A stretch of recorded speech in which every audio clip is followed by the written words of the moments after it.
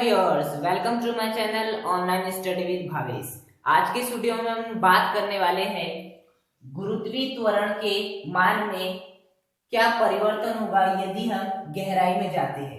क्या है यदि हम गहराई में जाते हैं। तो चलिए स्टार्ट करते हैं। देखिए, माना यह क्या है, आपकी पृथ्वी है। माना यह क्या है, आपकी पृथ्वी है, जिसका केंद्र क्या है, आपका O है। जिसका जो केंद्र है वो कितना मान लिए हमने, O मान लिए। इसका केंद्र कितना है, पृथ्वी का O है केंद्र, और इसका जो द्रव्यमान है वो कितना है, M है। और इस पृथ्वी की जो त्रिज्या है वो कितनी है आपकी, इस पृथ्वी की जो त्रिज्या है वो कितनी है आपकी, R है। इस पृथ्वी की जो त्रिज्या है वो कितनी है आपकी, R है। और यहाँ पर एक व्यक्ति उपस्थित है, या यहाँ पर एक मान लेते हैं कोई कण उपस्थित है। यहाँ पर इस स्थिति में कोई एक कण उपस्थित है। सर्वप्रथम हमें इस कण के लिए आपको G = Gm/r², ये वाला सूत्र लागू करना है। उसके पश्चात हम क्या करेंगे कि कोई एक अन्य कण है जो कि पृथ्वी से h गहराई क्या गया है, अंदर गया है, यह कण है। अब कोई अन्य कण पृथ्वी से h गहराई अंदर गया है। पृथ्वी से कितनी गहराई अंदर गया है, h गहराई क्या गया है, अंदर गया है। पृथ्वी से कितनी गहराई अंदर गया है, h गहराई क्या गया है, अंदर गया है। पृथ्वी से h गहराई क्या गया है, अंदर गया है। ओके, तो यहां से लेके पृथ्वी की सतह से लेके केंद्र तक की दूरी कितनी थी आपकी, R थी। आप पृथ्वी की सतह से h गहराई अंदर गए, अर्थात आप यहां तक पहुंच गए। जो आपका अगला कण, आप नहीं, जो आपका दूसरा कण है वो h गहराई अंदर चले गया, तो वो कहां गया, यहां आ गया, अर्थात यहां आ गया आपका कण। तो इस कण की यहां से, इस कण की पृथ्वी के केंद्र से दूरी क्या होगी, इस कण की पृथ्वी के केंद्र से दूरी क्या होगी, ऑब्वियसली बात है, आप सभी जानते हैं। यदि पृथ्वी के केंद्र से पृथ्वी की सतह तक की दूरी है r, और यदि यह कण h गहराई अंदर आया है, तो इस कण की पृथ्वी के केंद्र से दूरी क्या हो जाएगी, जो इस कण की पृथ्वी के केंद्र से दूरी होगी वो कितनी हो जाएगी आपकी, r - h हो जाएगी। क्यों, क्योंकि यहां से यहां तक दूरी है r। आपने कोई कण आया h गहराई अंदर, तो पृथ्वी के केंद्र से यहां तक की दूरी कितनी हो जाएगी, r - h हो जाएगी। क्या हो जाएगी, r - h हो जाएगी। हम मान लेते हैं इस कण का जो द्रव्यमान है वो कितना है, m' है, और इस कण का जो द्रव्यमान है वो कितना है आपका, कैपिटल M है। और यह जो आपकी संपूर्ण पृथ्वी है, इसका जो घनत्व है वो कितना मान लिए हमने, d मान लिए। जो आपका घनत्व है वो कितना मान लिए हमने, d मान लिए है। अब हम G = Gm/r², एक बार इस कण के लिए लागू करेंगे और एक बार इस कण के लिए लागू करेंगे, और हम तुलना करते हुए देखेंगे कि गहराई में गुरुत्वीय त्वरण का मान अधिक होता है या पृथ्वी की सतह पर गुरुत्वीय त्वरण का मान अधिक होता है। तो चलिए स्टार्ट करते हैं। देखिए, यदि हम बात करें जब कण सतह पर स्थित हो, जब आपका जो कण है सतह पर स्थित हो, जैसा कि यहाँ है, सतह पर स्थित है, तब जो G है उसे मान लेते हैं G' मान लेते हैं। सार्वत्रिक गुरुत्वाकर्षण वो तो सदैव नियत रहेगा। यहाँ जो आपका M है, यहाँ जो आपका M है, तो इस कण का जो द्रव्यमान है वो कितना माने हैं हमने, इस कण का जो द्रव्यमान माने हैं वो हम कैपिटल M मानते हैं, क्योंकि ऑब्वियसली बात है पृथ्वी का द्रव्यमान है, इसका द्रव्यमान मान लेते हैं स्मॉल m। ओके, कितना मान लेते हैं, स्मॉल m, और इसका भी मान लेते हैं आपका स्मॉल m'। ओके, तो यहां तक पृथ्वी का द्रव्यमान जो कि कितना है आपका, कैपिटल M है।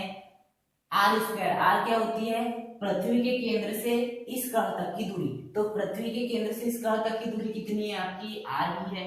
यदि देखें तो और उसका क्या आ जाएगा, स्क्वायर आ जाएगा, उसका क्या आ जाएगा, स्क्वायर आ जाएगा। अब यहाँ एक बात समझने लायक है कि यदि आपको घनत्व दिया हुआ है तो आपको m का मान निकालना होगा। आप सीधे पुट नहीं कर सकते m, आपको m का मान निकालना होगा। हम किस प्रकार से निकालेंगे, देखिए जो आपका घनत्व होता है, घनत्व बराबर क्या होता है, द्रव्यमान बटे आयतन, यही होता है आपका घनत्व बराबर द्रव्यमान बटे आयतन। अब यदि मुझे यहाँ से द्रव्यमान का मान निकालना है तो मुझे आयतन को यहाँ भेजना पड़ेगा, आयतन में भाग में है, इस साइड में जाएगा तो गुणा में आ जाएगा, तो द्रव्यमान का मान कितना आ जाएगा, द्रव्यमान बराबर घनत्व, ये चलेगा इस साइड, घनत्व गुणा आयतन। तो यहाँ से आपका क्या निकल जाएगा, द्रव्यमान की वैल्यू क्या निकल जाएगी, घनत्व गुणा आयतन। यदि हम इसे पृथ्वी के संदर्भ में देखें तो पृथ्वी का द्रव्यमान बराबर पृथ्वी का घनत्व बराबर पृथ्वी का आयतन, यही हो जाएगा आपका। यदि हम पृथ्वी के संदर्भ में देखें तो बताइए पृथ्वी का द्रव्यमान हमने कितना माने, आपका m माने हैं, तो m लिख देते हैं। पृथ्वी का घनत्व कितना माने हमने, d माने हैं, तो d लिख लेते हैं, गुणा। अब बताइए पृथ्वी का आयतन क्या है। यदि आप बात करिए ये संपूर्ण पृथ्वी गोला है, हम इस डेरिवेशन के लिए ये मान रहे हैं कि यह जो संपूर्ण पृथ्वी है वो पूर्णतः गोलाकार है। हम मान रहे हैं हालांकि पृथ्वी ध्रुवों पर चपटी है, लेकिन हम मान रहे हैं कि पृथ्वी पूर्णतः गोलाकार है। तो पृथ्वी पूर्णतः गोलाकार है तो आपका गोले का आयतन कितना होता है, गोले का आयतन कितना होता है आपका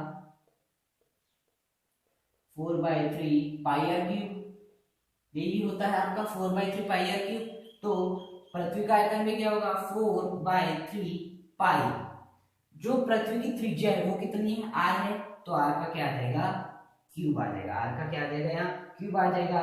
तो इस m की वैल्यू को हम यहाँ रखेंगे, इस m की वैल्यू को कहाँ रखेंगे, यहाँ रखेंगे। तो चलिए रखते हैं g डैश इक्वल टू क्या आ जाएगा, g जैसा का वैसा गुणा इस m के स्थान पे हम रखेंगे ये वाली वैल्यू, क्या हो जाएगी d गुणा 4/3 pi r cube, 4/3 pi r cube, ये हो जाएगी g गुणा d गुणा 4/3 पाई आर क्यूब।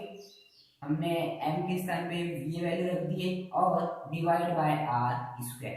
अब देखिए यहाँ आर क्यूब है, यहाँ आर स्क्वायर है, तो आर स्क्वायर से क्यूब कैंसिल हो जाएगा।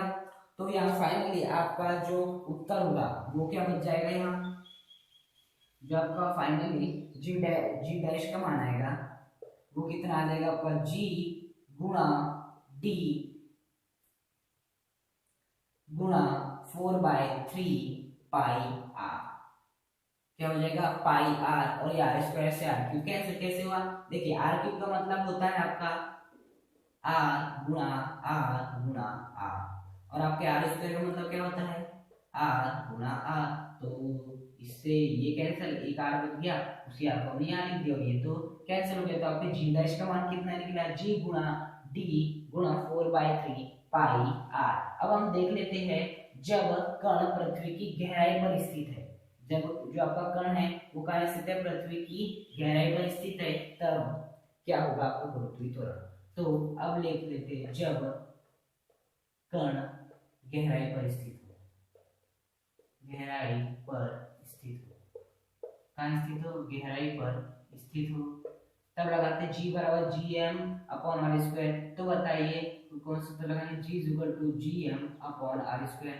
तो जब कण गहराई पर स्थित है तब हम मान लेते हैं इसका गुरुत्वीय त्वरण क्या है, आपका g डैश है, क्या है गुरुत्वीय त्वरण g डैश है, g सार्वत्रिक गुरुत्वाकर्षण नियतांक है, तो जैसा का वैसा रहेगा। अब देखिए जब हम गहराई में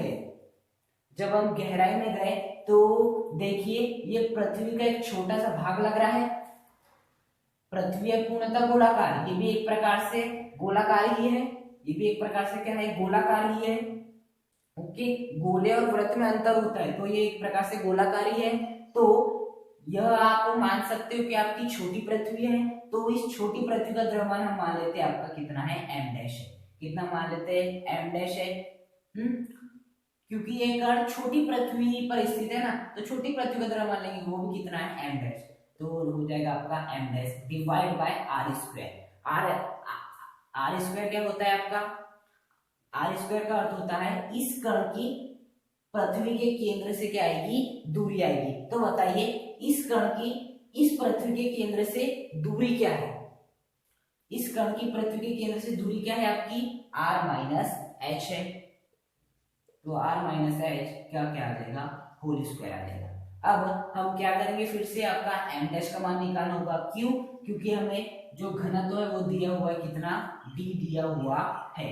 तो आपका m डैश की वैल्यू कितनी आ जाएगी, d गुणा 4/3 पाई r माइनस एच का होल क्यूब। जैसे कि हमने यहाँ निकाले थे, यहाँ क्या था, m is equal to d into 4/3 pi r cube. इसी प्रकार से निकालना है d जैसा का वैसा 4/3 पाई जैसे का वैसा। अब देखिए वहां क्या था, जो हमने त्रिज्या थी वो r थी, तो हमने यहाँ r लिख दिए। लेकिन यहाँ जो आपकी त्रिज्या है, देखिए इस यदि कण के लिए देखिए तो त्रिज्या यही हो जाएगी। इस कण के लिए यदि हम देखें तो त्रिज्या आपकी ये हो जाएगी।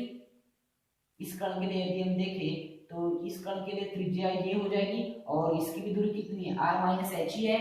तो इस r के स्थान पे हमने क्या लिख दिए, r माइनस एच का होल क्यूब लिख दिए। अब हम क्या करेंगे, जो है आपका यहाँ क्या लिख देंगे, हम m डैश का मान रख देंगे। तो g डैश बराबर कितना हो जाएगा आपका, g इंटू डी गुणा 4/3 पाई r माइनस एच का क्या आ जाएगा, होल क्यूब डिवाइड बाय नीचे r माइनस एच का होल स्क्वायर। अब r माइनस एच के होल स्क्वायर से कैंसिल, तो फाइनली जो आपका g डबल डैश का मान आ जाएगा वो कितना आ जाएगा, g into D into 4/3 pi r minus H. ये क्या आ जाएगा आपका, g डबल डैश का मान आ जाएगा, ये आ जाएगा आपके g डैश का मान। इसे दे देंगे समीकरण नंबर 1, इसे दे देंगे समीकरण नंबर 2। अब हम क्या करेंगे, समीकरण नंबर 1 भागित समीकरण क्या करेंगे, 2 करेंगे और फिर उससे तुलना हो जाएगी। देखते हैं, देखिए क्या करेंगे हम, समीकरण 1 भागित 2 करने पर अर्थात g डैश का मान, g डैश के मान का भाग g डबल डैश के मान में करेंगे। तो लेफ्ट हैंड साइड का मान लेफ्ट हैंड साइड में देंगे और राइट हैंड साइड का मान राइट हैंड साइड में देंगे। तो g dash divide bye g double dash, यहाँ क्या लिख देंगे, इसका मान लिखना होगा क्या है, g into D into 4/3 pi r, और यहाँ लिखे तो क्या है, g into D into 4/3 pi r minus H. यही है पाई r माइनस एच। अब g से g कैंसिल, d से d कैंसिल, 4/3 पाई से 4/3 पाई कैंसिल, तो आपका g dash divide bye g double dash का मान क्या आ जाएगा आपका, क्योंकि पाई से पाई कैंसिल हो चुका है, r divide by r minus H. अब बताइए r माइनस एच का मान ज्यादा है या r का मान ज्यादा है, चित्र में देख के बताइए r का मान ज्यादा है या r माइनस एच का मान ज्यादा होगा। ऑब्वियस सी बात है, आपके जो r का मान है वो किससे ज्यादा होगा, r माइनस एच से। यदि इस r का मान 6 हो और इस h का मान 2 मीटर हो, इस r का मान 6 मीटर हो और इस h का मान 2 मीटर हो, तो आपके r का मान होगा 6 मीटर और जो आपका r माइनस एच का मान होगा वो क्या होगा, 6 माइनस 2 4।